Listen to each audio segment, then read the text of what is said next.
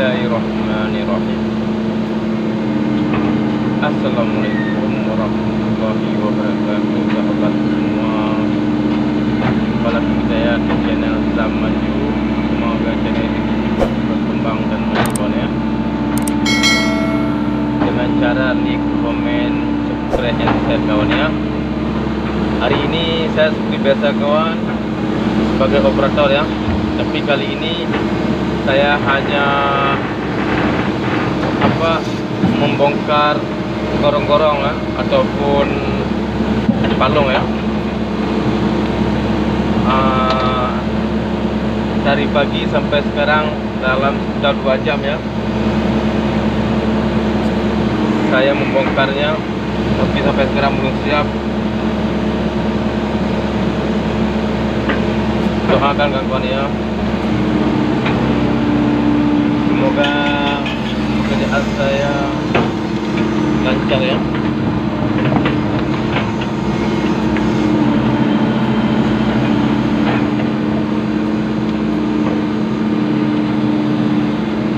Ini balong kawan, ada sekitar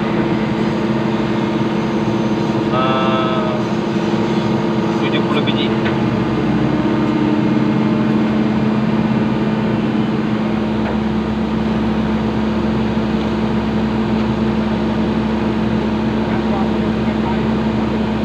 Apa tu? Hah? Ah.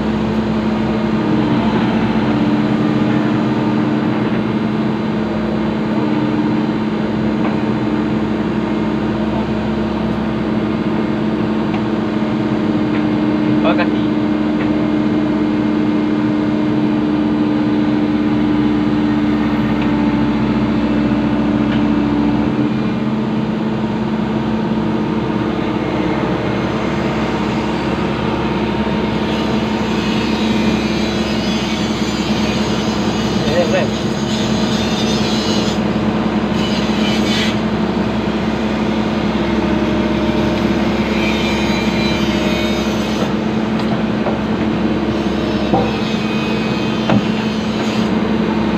Inilah pekerjaan saya hari ini kawan ya.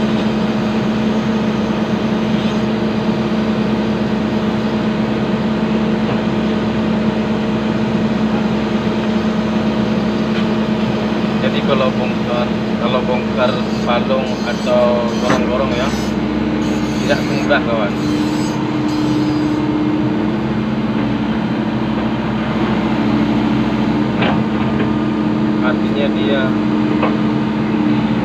Artinya ini mempunyai resiko ya, yaitu terkadang putus dia punya rantai kan, ataupun tali, dan bisa juga jadi ya pipa hidrolik bengkok, pecah atau bocor ya.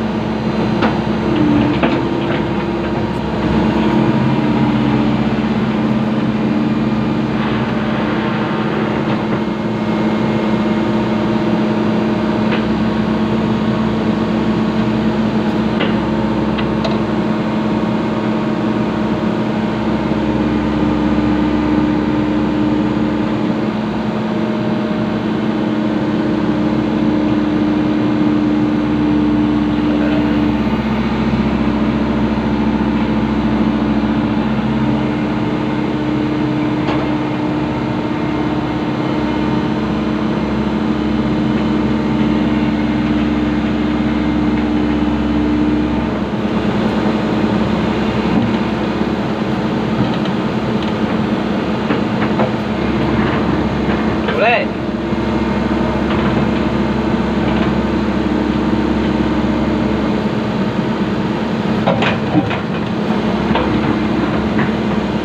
Ini kita letak ini kawan ya, harus beratur. Nanti takutnya jatuh ya. Cukup sampai sini dulu ya kawan ya. Sampai jumpa di video lainnya. Assalamualaikum warahmatullahi wabarakatuh.